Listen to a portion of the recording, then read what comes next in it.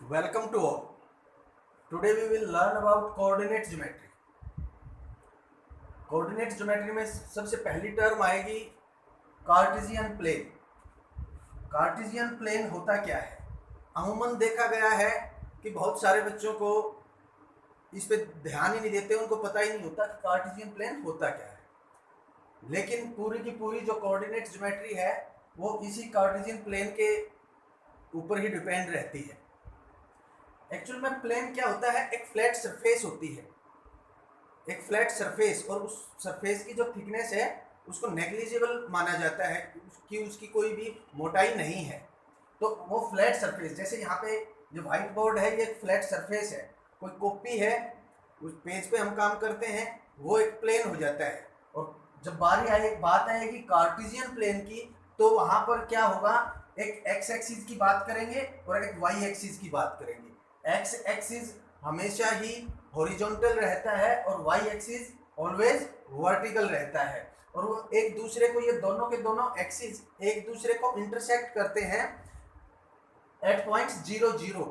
Means x की value भी वहां पे 0 रहती है और वाई की भी वैल्यू वहां पे 0 रहती है। एक्स और वाई क्या है? नंबर लाइन्स हैं, नंबर लाइन्स इंटरसेक्ट करती हैं अपने 0 वैल्यू पे। तो वहां पे हमारे पास एक पॉइंट बन जाता है और उस पॉइंट को बोलते हैं हम ओरिजिन। जैसे यहाँ पे ये पॉइंट ओ बना, ओ से रिप्रेजेंट करते हैं, इसको बोलते हैं ओरिजिन। तो यहां से स्टार्टिंग हो जाती है हमारी कोऑर्डिनेट ज्योमेट्री। इसका यूज क्या है? कहाँ पे इसको यूज करते हैं हम? जो प्लेन है वहां पे पॉइंट्स को कैसे लोकेट किया जाता है, अलजेब्रिक की इक्वेशंस हैं उनको कैसे लोकेट किया जाता है, कैसे ड्रॉ किया जाता है, ग्राफ्स कैसे ड्रॉ किए जाते हैं, तो ये सारी की सारी हेल्प कौन करता है? हमारी कोऑर्डिनेट ज्योमेट्री हेल्प करती है। ये इसका यूज है। जो पॉइंट्स हैं उनको लिखने का एक तरीका होता है, ऑर्डर्ड पेयर में लिखे जाते हैं। पहले एक्स की वैल्यू लिखी जाती है, फिर वाई की वैल्यू लिखी जाती है। एक्स क्या है? एक्स की वैल्यू क्या है? कोई भी पॉइंट है, मान लिया ये कोई पॉइंट है, तो यहां पे x की वैल्यू क्या रहेगी? y से जो परपेंडिकुलर डिस्टेंस रहेगा, जो परपेंडिकुलर डिस्टेंस y एक्सिस से रहेगा वो वैल्यू होती है x। वो कुछ भी वैल्यू आ जाए, और इस पॉइंट की x एक्सिस से जो परपेंडिकुलर डिस्टेंस रहेगा वो वैल्यू होती है हमारी y। ठीक है, उसको लिखने का तरीका ये है, ऑर्डर्ड पेयर्ड में ये रहते हैं। जो x की वैल्यू है, जो y से डिस्टेंस है, उसको x कोऑर्डिनेट बोला जाता है, और जो y वैल्यू है x से परपेंडिकुलर डिस्टेंस है उसको y कोऑर्डिनेट बोलते हैं। x कोऑर्डिनेट को एब्सिसा बोलते हैं, y कोऑर्डिनेट को ऑर्डिनेट भी बोल देते हैं। ये इसके अलग अलग नेम्स हैं, इनमें ज्यादा कंफ्यूज होने की जरूरत नहीं है। ये आपको बताने के लिए था। पहले एब्सिसा लिखा जाएगा, बाद में ऑर्डिनेट लिखा जाएगा। पहले x की वैल्यू लिखी जाएगी, x कोऑर्डिनेट लिखा जाएगा, बाद में y कोऑर्डिनेट लिखा जाएगा। ये लिखने का इसका तरीका होता है। इसके बाद बारी आएगी हमारी, ये कार्टेशियन प्लेन आपको समझ में आ गया होगा, जहां पे भी हम x एक्सिस और y एक्सिस की बात करेंगे जो इंटरसेक्ट करते हैं 0 पॉइंट पे। मीन्स x की भी वैल्यू 0 रहती है, y की भी वैल्यू 0 रहती है, वहां पे इंटरसेक्ट करते हैं, उस पॉइंट को ओरिजिन बोलते हैं। और इस पूरे के पूरे जो ये आपका ताम झाम बन गया ना पूरा का पूरा, ये पूरा का पूरा कार्टेशियन प्लेन है, इसको कार्टेशियन प्लेन बोला जाता है। तो पता होना चाहिए आप लोगों को कार्टेशियन प्लेन क्या है। तो ये जो x एक्सिस और y एक्सिस इंटरसेक्ट करते हैं, ये इस कार्टेशियन प्लेन को, या सिंपली इसको हम प्लेन बोल देते हैं, इसको देखो 4 पार्ट्स में डिवाइड कर देता है, और इन 4 पार्ट्स को हम क्वाड्रेंट का नाम दे देते हैं। इसको बोल देते हैं फर्स्ट क्वाड्रेंट, इसको बोल देते हैं सेकंड क्वाड्रेंट, और in Roman form second quadrant, इसको बोल देते हैं third quadrant, and it is fourth quadrant. यहाँ पे x की और y की वैल्यू अलग अलग रहती हैं।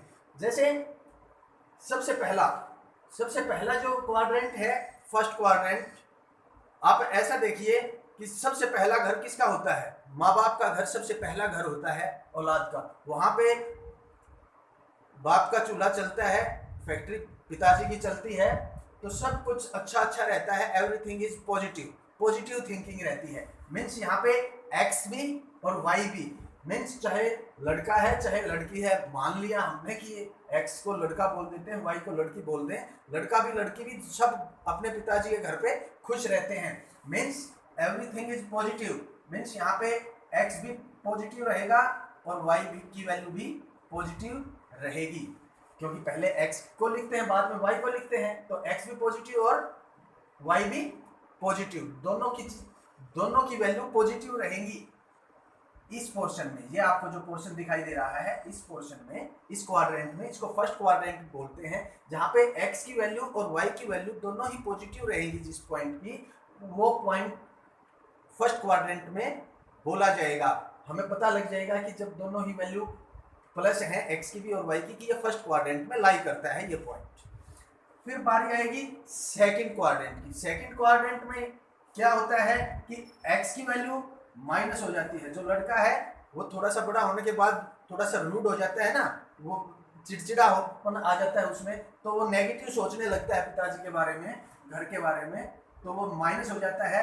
लड़की सिंसियर होती है, वो वहां तक अच्छा सोचती है और वो पॉजिटिव थिंकिंग वाली रहती है। तो सेकंड क्वाड्रेंट में एक्स एक्सिस जो है वो उसकी वैल्यू नेगेटिव हो जाती है और जो वाई एक्सिस है उसकी वैल्यू पॉजिटिव रहती है।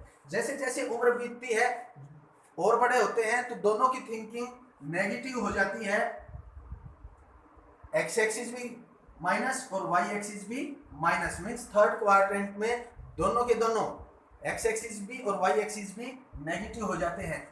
और ज्यादा जब आगे उम्र बढ़ती है तो क्योंकि लड़की प्रायधन हो जाती है और लड़के को अपना घर दिखाई देने लगता है, उसकी थिंकिंग दोबारा से पॉजिटिव हो जाती है, उसकी वैल्यू प्लस रह जाती है और लड़की की जो थिंकिंग है वो नेगेटिव हो जाती है अपने घर के लिए। वो अपने परिवार में जाके जहाँ पे उसकी शादी होगी वहाँ पे पॉजिटिव हो जाती है। लेकिन यहाँ पे समझने का तरीका है, कोई लड़की और लड़का नहीं है यहाँ पे। फर्स्ट क्वाड्रेंट में एक्स और वाई की वैल्यू प्लस रहेंगी, सेकंड क्वाड्रेंट में एक्स की वैल्यू माइनस हो जाएगी, वाई की वैल्यू प्लस हो जाएगी, थर्ड क्वाड्रेंट में एक्स और वाई दोनों की वैल्यू माइनस हो जाएगी, फोर्थ क्वाड्रेंट में एक्स एक्सिस हमेशा प्लस रहेगा और वाई की वैल्यू माइनस आ जाएगी। ये आपके चार क्वाड्रेंट की बात रही। ओरिजिन का आपको पता लग गया। ये सारा का सारा एक जनरल बेस हो गया आपके लिए तैयार कोऑर्डिनेट ज्योमेट्री के लिए। इसके बाद हम किस तरीके से किसी भी जो पॉइंट है उसको कैसे लोकेट करते हैं, कैसे बताते हैं, उसको और देख लेते हैं। वैसे तो आपने पिछली क्लासेज में इन चीज़ों को देख लिया होगा, लेकिन बेसिक से ही लेके चलते हैं तो आप सभी को बता देते हैं। ये एक्स एक्सिस और वाई एक्सिस है, ये ओरिजिन है। लिखने का तरीका ये रहेगा, इसका वाई डैश बोल देते हैं क्योंकि नंबर लाइन है ये, तो ये आगे तक चली जाती है। कोई भी पॉइंट ये यहाँ पे मान लिया it is a point P, तो इसकी वैल्यू फाइंड आउट करनी है। यहाँ पे हमारे पास इक्वल डिस्टेंस पे नंबरिंग रहती है 1 2 3 4 5 6 1 2 3 4 5 एंड सो। इधर माइनस रहती है वैल्यू, नंबर लाइन का आपको पता ही है, यहाँ पे माइनस रहती है। ठीक है, ये पॉइंट देखिए, यहाँ से परपेंडिकुलर डिस्टेंस डालिए इधर, क्योंकि x की वैल्यू फाइंड आउट करनी है। परपेंडिकुलर डाला तो ये नियर अबाउट 4.5, तो सबसे पहले लिखेंगे 4.5। इसके कोऑर्डिनेट्स क्या है इस पॉइंट के। फिर यहाँ पे परपेंडिकुलर डाला, यहाँ से किसका आएगा y का, y ये 3 मान लिया 8 होगा ये। जब इसके भी अलग 10 पार्ट्स होते हैं तो कौन से पॉइंट पे 3.8, तो पॉइंट को लोकेट कर दिया, उसके कोऑर्डिनेट हम इजीली पता कर सकते हैं। कोई भी पॉइंट है यहाँ पे है तो इसके यहाँ पे परपेंडिकुलर डालिए, यहाँ पे परपेंडिकुलर डालिए। जो ये पॉइंट्स हैं इनको हम लिख देंगे। पहले एक्स एक्सिस की वैल्यू लिखेंगे, मीन्स वाई से वो कितनी दूर है, फिर वाई की वैल्यू लिखेंगे, मीन्स वो एक्स से कितनी दूर है, बस। और ये क्योंकि ये सेकंड क्वाड्रेंट में है तो सेकंड क्वाड्रेंट में एक्स की वैल्यू माइनस आएगी और वाई की वैल्यू प्लस आएगी। मीन्स एक्स की वैल्यू यहाँ से कितना दूर हुआ ये 4.2। ये पॉइंट मान लिया ये पॉइंट ए है, तो इसको इसके कोऑर्डिनेट क्या रहेंगे 4.2। यहाँ से ये कितना दूर रहा, क्योंकि ये इधर है तो -4.2। हाँ, ये पॉइंट नोट कर लेना है, सेकंड कोऑर्डिनेट में है तो x की वैल्यू माइनस, और इधर ये क्या है, ये 4.1। बस ये इसके कोऑर्डिनेट्स आ जाएंगे। तो आपको पॉइंट्स को लोकेट करना इजीली आ गया होगा, किस तरीके से पॉइंट्स को लोकेट करेंगे, उसके कोऑर्डिनेट कैसे बताएंगे। इसके अंदर एक चीज और आपको जो अच्छा पॉइंट है उसको ध्यान रख लेना है कि एक्स एक्सिस पे कोई भी पॉइंट है वहां पे y की वैल्यू हमेशा 0 रहेगी। एक्स एक्सिस पे कोई भी पॉइंट रहेगा उसको x 0 करके लिखा जाता है। y की वैल्यू हमेशा पूरे के पूरे एक्स एक्सिस पे 0 रहेगी, और y एक्सिस पे हमेशा x की वैल्यू क्या रहेगी, 0 रहेगी। इस चीज को आप नोट कर लें, बड़ी काम आने वाली चीज है। y एक्सिस पे ये क्वेश्चन पूछ भी लिया जाता है, एक नंबर का कोई क्वेश्चन बन जाता है। y एक्सिस पे x की वैल्यू हमेशा 0 रहेगी, x एक्सिस पे y की वैल्यू हमेशा 0 रहेगी। इसके बाद बारी आ जाएगी हमारी डिस्टेंस फॉर्मूले की। डिस्टेंस फॉर्मूला इसको भी इरेज कर दें।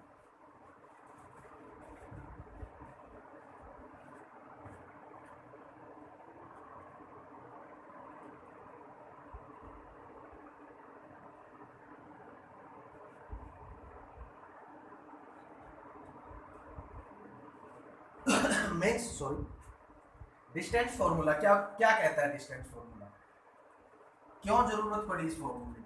हमारे पास दो पॉइंट्स, मान लिया ये एक पॉइंट है और ये एक पॉइंट है, ये P है और ये Q। हमें पता लगाना है कि यहां से यहां तक का डिस्टेंस क्या है। ये कैसे पता लगेगा। देखिए, अगर हमें खाली ये पता लगाना होता कि ये P का कोऑर्डिनेट्स क्या है तो हम इजीली कैसे पता लगा लेते थे, यहाँ से परपेंडिकुलर डाला, यहाँ से यहाँ पे परपेंडिकुलर डाला, इस तरीके से लगा लेते थे। तो मान लिया हमारे पास जो इसके कोऑर्डिनेट्स आएंगे वो x1 और y1 आ गए, और जो इसके कोऑर्डिनेट्स आएंगे ये x2 और y2 आ जाएंगे। क्लियर है ये बात। ये x एक्सिस है, ये y एक्सिस है, इसको आप लिख लेंगे ये ओरिजिन है। इसको फाइंड आउट करने के लिए क्या तरीका रहता है, यहां से परपेंडिकुलर डाल दीजिए, यहां से परपेंडिकुलर डाल दीजिए, ये यहां से इधर से ये परपेंडिकुलर डाल के आगे बढ़ा दीजिए, यहां से ये परपेंडिकुलर डाल के आगे बढ़ा दीजिए, और इसको भी आगे बढ़ा दीजिए। ये कुछ इस तरीके से हो जाएगा। हमें फाइंड आउट करना है value of P Q. P Q किसके इक्वल है, ये क्या लेंथ है, इसका मैग्नीट्यूड क्या है। यहां से हमने जब परपेंडिकुलर डाला तो यहाँ पे कोई ना कोई पॉइंट होगा, मान लिया वो R है और S है, तो ये डिस्टेंस हम मेजर कर सकते हैं इजीली। देखिए, क्या हम R S इसको मेजर कर सकते हैं, क्योंकि ये x एक्सिस पे है, x एक्सिस पे है। यहां से यहां तक का जो डिस्टेंस रहेगा उसमें से अगर हम इसको सब्ट्रैक्ट कर दें तो ये आ जाएगा, और ये किसके इक्वल रहेगा, यहां से मान लिया ये कोई T पॉइंट है, इस P और T के इक्वल रहेगा, इसके इक्वल ही रहेगा। ये डिस्टेंस और ये डिस्टेंस इक्वल रहेंगे। ये डिस्टेंस हम इजीली निकाल सकते हैं, इसको कंप्लीट में से इसको सब्ट्रैक्ट कर देंगे, ये आ जाएगा आपके पास, ये आ गया। अब हमें फाइंड आउट करना है ये, यहाँ से परपेंडिकुलर डाल रखा है, ये y एक्सिस पे है, हम इस डिस्टेंस को भी तो मेजर कर सकते हैं। इस कंप्लीट में से इसको सब्ट्रैक्ट कर देंगे, ये आ जाएगा, और ये किसके इक्वल रहेगा, QT के इक्वल रहेगा। ये देखिए, अब यहाँ पे ध्यान दीजिए, यहाँ पे ये क्या बन गया, क्योंकि ये परपेंडिकुलर डाले गए थे, परपेंडिकुलर थे तो ये 90 डिग्री का एंगल है, ये राइट एंगल ट्रायंगल बन गई, right angle at T। Means Pythagoras theorem का यूज कर लेंगे। दो साइड्स हमारे पास, ये साइड आ गई, ये साइड आ गई, इनको हम इजीली निकाल सकते हैं। दो साइड आ गई तो पी क्यू को नहीं निकाला जा सकता, तो बड़े अच्छे से इसको निकाला जा सकता है। देखिए, यहाँ पे r की वैल्यू क्या है, x के ऊपर x1 ही तो है, भाई P का कोऑर्डिनेट जब बने, ये x1 है, ये y1 है, यहाँ पे ये x2 है और ये y2 है।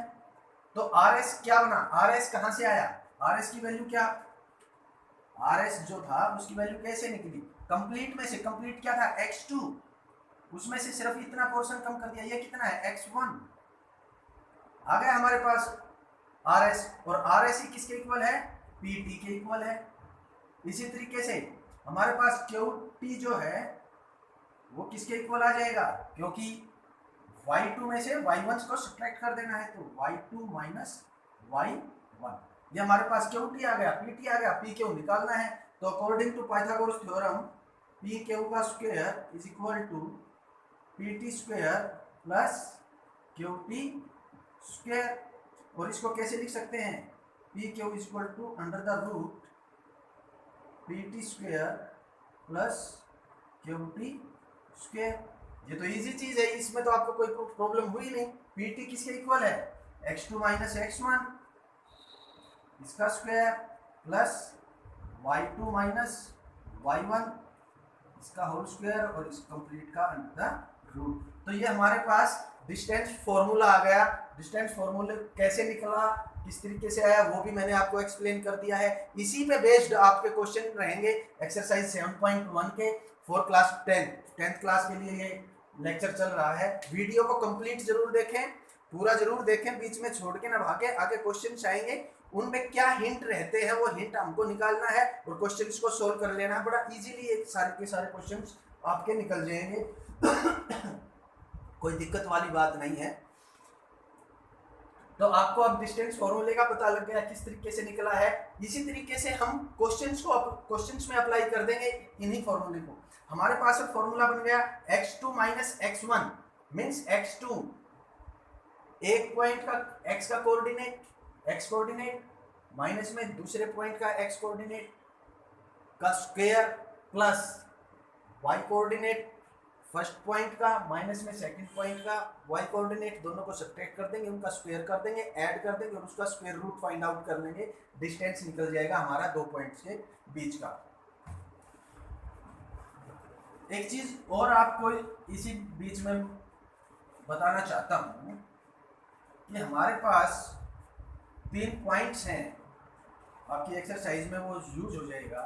एक ये पॉइंट है, एक ये पॉइंट है और एक ये पॉइंट है। इन पॉइंट्स को हम ये बोल दें कि ये कोलिनियर है, तो ये कंडीशन सेटिस्फाई करते हैं। ये देखिए क्या कंडीशन, ये ए, बी और सी, ये 3 पॉइंट्स हैं, ये कोलिनियर कब होंगे, केवल एक ही कंडीशन बनती है जब ए और बी, ए बी जो ये लेंथ है प्लस में फिर ये लेंथ है बी सी, ये इक्वल किसके होगी, ए और सी, इस कंप्लीट लेंथ के, तभी तो ये कोलिनियर है, नहीं तो ये कोलिनियर होंगे ही नहीं। मान लिया ये 3 पॉइंट हैं, ये हैं ए, बी और सी, तो डिस्टेंस ये हो जाएगा ए सी, जो कि इन दोनों के इक्वल कभी भी नहीं आएगा, क्योंकि एक ट्राइंगल फॉर्म हो जाती है। और ट्राइंगल कब फॉर्म होती है, जब दो साइड का सम हमेशा तीसरी साइड से क्या होगा, बड़ा होगा, तो ये इक्वल आ ही नहीं पाएंगे। तो कोलिनियर के लिए जहां पे भी कोलिनियर का क्वेश्चन आएगा कि शो करो कि ये पॉइंट्स कोलिनियर हैं, तो वहां पे क्या होगा कि आप डिस्टेंस निकालेंगे 2 पॉइंट्स का, फिर इन 2 पॉइंट्स का, फिर इन 2 पॉइंट्स का, उनमें से 2 का सम तीसरी साइड्स के इक्वल मिलेगा। अगर आता है तो पॉइंट्स कोलिनियर हैं, आप कंडीशन देख लें। अगर 2 का सम तीसरी साइड के इक्वल आता है तो कोलिनियर होंगे पॉइंट्स, नहीं तो कोलिनियर नहीं होंगे। यह पॉइंट आपको एक्सरसाइज 7.1 में काम आने वाला है, आपको मैंने पहले ही बता दिया है। और फार्मूला आपको बड़े अच्छे से हो गया है। तो क्वेश्चंस देखते हैं, आपको एक्सरसाइज 7.1 करते हैं।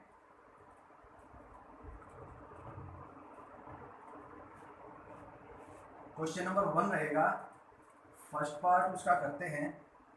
Find the distance between the following pair of points. Pair of points दे दिए, उनके बीच का डिस्टेंस मेजर करना है। 2, 3 एंड 4 एंड 1। देखिए 2, 3, 4 एंड 1, ये 2 पॉइंट्स हैं। मान लिया ये ए है 2 और 3, और ये पॉइंट बी है 4 and 1। ठीक है, प्लेन बनाने की, कार्टेशियन प्लेन बनाने की जरूरत नहीं है, बनाना चाहे तो बना भी सकते हैं आप, लेकिन कोई ज़रूरत नहीं है, हमें तो सीधा ही डिस्टेंस फॉर्मूले का पता है, उसको यूज कर लेते हैं। लिख देंगे यहाँ पे by distance formula A B is equal to, इसमें से इसको सब्ट्रैक्ट करो, 4 माइनस 2 का स्क्वायर, पहले ये लिया, ये ध्यान रखें हमने पहले पॉइंट कौन सा लिया है, 4 माइनस 2 किया है, तो 1 माइनस 3 करेंगे, प्लस 1 माइनस 3 का स्क्वायर। और एक चीज़ और यहाँ पे रह गई थी, क्योंकि जब अंडर द रूट हम स्क्वायर रूट किसी का निकालते हैं तो वैल्यू आती है, मान लिया अंडर द रूट 4 है, इसकी वैल्यू हमेशा क्या आती है 2, लेकिन प्लस 2 नहीं होती, इसकी वैल्यू हमेशा प्लस माइनस 2 होती है, प्लस 2 भी और माइनस 2 भी, प्लस 2 भी हो सकता है, माइनस 2 भी हो सकता है, वैल्यू प्लस माइनस 2 रहती है यहाँ पे। क्योंकि हम बात करते हैं डिस्टेंस की, तो डिस्टेंस कभी भी नेगेटिव नहीं होता, तो यहाँ पे हमेशा वैल्यू ली जाएगी पॉजिटिव। ये बात रह गई थी, आपको बता दिया है, इस चीज़ को ध्यान में रखें। हमेशा जो अंडर द रूट की वैल्यू आएगी उसको हम पॉजिटिव ही कंसीडर करेंगे, नेगेटिव कंसीडर नहीं करेंगे। तो 4 माइनस 2 यहाँ पे क्या हुआ 2 का स्क्वायर, प्लस 1 माइनस 2 क्या हुआ माइनस 2 का स्क्वायर, तो ये 4 प्लस माइनस 2 का स्क्वायर क्या हो जाएगा automatically 4, 4 plus 4 8 under the root, और अंडर द रूट 8 को कैसे लिख सकते हैं 2 इंटू रूट 2। क्लियर हो जाएगा ये आपके लिए, ये आपका आंसर आ जाएगा, इस तरीके से करेंगे। अब एक क्वेश्चन अरे आ जाता है यहाँ पे कि पहले हमें क्या पता ये पॉइंट पहले है कि ये बाद में है, इससे कोई फर्क नहीं पड़ने वाला। मीन्स जो हमारा फॉर्मूला था x2 माइनस x1 का square plus y2 minus y1 का स्क्वायर और अंडर द रूट, इसको हम ऐसे भी लिख सकते हैं x1 minus x2 y1 minus y2। लेकिन ये ध्यान रखना है, अगर पहले x1 में से आप सब्ट्रैक्ट कर रहे हैं तो y1 में से ही सब्ट्रैक्ट करोगे, अगर x2 से सब्ट्रैक्ट कर रहे हैं तो y2 से भी सब्ट्रैक्ट करना पड़ेगा। इस चीज़ को बस ध्यान रखना है, पहले कौन सा आप पॉइंट कंसीडर करते हैं, तो ये वैल्यू सेम ही रहेगी। तो इस तरीके से आप पहला क्वेश्चन कर सकते हैं, कोई समस्या इसमें आने वाली है नहीं, पूरी एक्सरसाइज ऐसी है, बस यही फॉर्मूला आपको डायरेक्ट यूज करना है, बड़ा इजीली इसको कर लेंगे। सेकंड क्वेश्चन में भी ऐसा ही है, आप डिस्टेंस फाइंड आउट करना है। थर्ड क्वेश्चन है जिसमें पूछा गया है कि क्या ये पॉइंट्स कोलिनियर हैं, तो मैंने आपको पहले ही बता दिया था, 3 पॉइंट हैं, ए की वैल्यू हम जो पॉइंट है वो है 1 और 5, बी पॉइंट सपोज कर लेते हैं 2 और 3 है, और सी पॉइंट सपोज कर लेते हैं -2 एंड -11 है। बस यहाँ से क्या फाइंड आउट करना है, ए भी फाइंड आउट करेंगे, ए भी आप फाइंड आउट कर सकते हैं, बी और सी फाइंड आउट करेंगे, बी और सी ये 2 पॉइंट पेयर लेंगे, फिर ए और सी फाइंड आउट करेंगे, ये वाला पॉइंट और ये वाला पॉइंट कंसीडर करेंगे, पेयर कंसीडर करेंगे, तो निकल जाएगा। इनमें से कोई भी तो 2 का सम तीसरे के सम के इक्वल आएगा। अगर ये इक्वल आ जाता है, 2 का सम किसी तीसरी साइड के इक्वल आ जाता है, इसका और इसका सम इसके इक्वल आ जाए, इसका और इसका सम इसके इक्वल आ जाए, या इसका और इसका सम इसके इक्वल आ जाए, बीसी के इक्वल आ जाए, तो ये पॉइंट्स कोलिनियर होंगे, नहीं तो नहीं होंगे। इसको मैंने आप पहले ही बता दिया था, कोलिनियर की कंडीशन, बस उसी को अप्लाई कर देना है, डिस्टेंस आप इजीली निकाल ही लेंगे। इसी तरीके से आपके ये सभी क्वेश्चन हैं, इनमें सिंपली फाइंड आउट ही डिस्टेंस करना है कि 2 पॉइंट्स के बीच में क्या डिस्टेंस है। अब एक क्वेश्चन बन जाता है, क्वेश्चन नंबर 7 है, बड़ा अच्छा क्वेश्चन है, उसको एक बार देख लेते हैं, उसके बाद आपको सारी चीज़ें क्लियर हो ही जाएंगी। क्वेश्चन के अंदर क्या हिंट है वही हमको समझना है। देखिए, find the point on the x axis, x axis के ऊपर हमें पॉइंट फाइंड आउट करना है, एक्स एक्सिस पे पॉइंट फाइंड आउट करना है, यहीं पे हिंट छुपा हुआ है। जब एक्स एक्सिस पे कोई पॉइंट होगा तो उस पॉइंट के कोऑर्डिनेट क्या होंगे, एक्स और 0। 0 क्यों, क्योंकि एक्स कोऑर्डिनेट पे वाई की वैल्यू हमेशा क्या रहेगी 0 रहेगी, और अगर ये वाई कोऑर्डिनेट दे देता तो वहाँ पे एक्स की वैल्यू 0 हो जाती, तो वहाँ पे 0 और y ले लेते। क्लियर है, बस यही पॉइंट यहाँ पे पकड़ने का था। यही हिंट, हर क्वेश्चन के अंदर हिंट मिलेंगे, वही हिंट आपको ढूंढ के निकाल लेना है। उन्हीं हिंटों को यूज करके हम क्वेश्चंस को बड़ा इजीली सॉल्व कर लेंगे। इक्वी डिस्टेंस पे इक्वल डिस्टेंस है, इस पॉइंट से इक्वल डिस्टेंस है, इस पॉइंट का पता लग गया हमको। एक्स कोऑर्डिनेट पे था, एक्स एक्सिस पे था, तो एक्स वाई की वैल्यू 0 हो जाएगी, वाई कोऑर्डिनेट की वैल्यू यहाँ पे 0 रहेगी, एफ सी साहब यहाँ पे एक्स हो जाएगा। तो ये पॉइंट के हमारे पास कोऑर्डिनेट्स आ गए, तो एक पॉइंट हमारे पास आ गया। Equi distance from the point 2 and -5, एक ये पॉइंट दिया हुआ है और एक -2 and 9, एक ये पॉइंट दिया गया है। मान लिया ये पॉइंट ए है और ये पॉइंट बी है, ये कोई पॉइंट टी है एक्स एक्सिस पे। तो हमें गिवन क्या है, गिवन देखिए हमारे पास क्या है, उसी का यूज करेंगे। ए और टी इक्वी डिस्टेंस पे है, इस टी पॉइंट से ये इतनी दूर है, इतनी ही दूर ये है। बी और टी ये इक्वल हैं, बस लगा दीजिए यहाँ से डिस्टेंस फॉर्मूले को अप्लाई कर दीजिए। ए टी कैसे निकलेगा, इसमें से इसको सब्ट्रैक्ट, पहले ए को लिया है तो यहाँ पे भी पहले इसको लेंगे। 2 माइनस एक्स का स्क्वायर प्लस -5 - 0 का square into the root equal to -2 - x का स्क्वायर प्लस 9 - 0 का स्क्वायर अंडर द रूट। और क्योंकि ये देखिए ये इक्वल है, तो यहाँ से क्या आ जाता है, AT square is equal to BT का स्क्वायर भी इक्वल ही होगा। मीन्स ये अंडर द रूट हट जाएगा, इसका स्क्वायर करेंगे ये हट जाएगा। इसको ओपन करो, ए स्क्वायर a माइनस बी का होल स्क्वायर है, तो 4 plus x square minus 4x plus -5 आ जाएगा, ये 25 हो जाएगा। तो यहाँ पे फर्स्ट का a का square 4 plus x square minus, यहाँ से माइनस अगर हम कॉमन ले लेते हैं तो ये प्लस बन जाता है, तो ये प्लस आ जाएगा 4x प्लस 9 जा 81, और इनका स्क्वायर कर दिया, इंटू द रूट खत्म हो जाएंगे। अब इनको सोल्व कर लेते हैं। देखिए 4 से तो 4 कैंसिल हो गया, एक्स स्क्वायर से एक्स स्क्वायर कैंसिल हो गया, ये 4x इधर आ जाएगा, इसको इधर ले लेंगे। -4x is equal to 81 - 25 -8x, और 81 में से ये गए 6, यहाँ पे बचे तो 5, यहाँ पे 56, और x इज इक्वल टू -56/8, 7 पे जाएगा तो -7 आंसर आ जाएगा। सॉरी -7, x की वैल्यू आ गई, तो पॉइंट क्या आ गया, -7 और 0। जो रिक्वायर्ड पॉइंट है, जो रिक्वायर्ड पॉइंट था t, जिससे ये इक्वल डिस्टेंस पे रहेंगे दोनों के दोनों पॉइंट, वो पॉइंट कौन सा है, -7 and 0 इज आवर आंसर। तो ये आप अगर y एक्सिस की बात देता कि y एक्सिस से इक्वल डिस्टेंस पे है, तो x को 0 मानते और y जो यहाँ पे 0 है उसको y आ जाता, y एक्सिस पे x की वैल्यू 0 हो जाती है। इसी तरीके से कर देंगे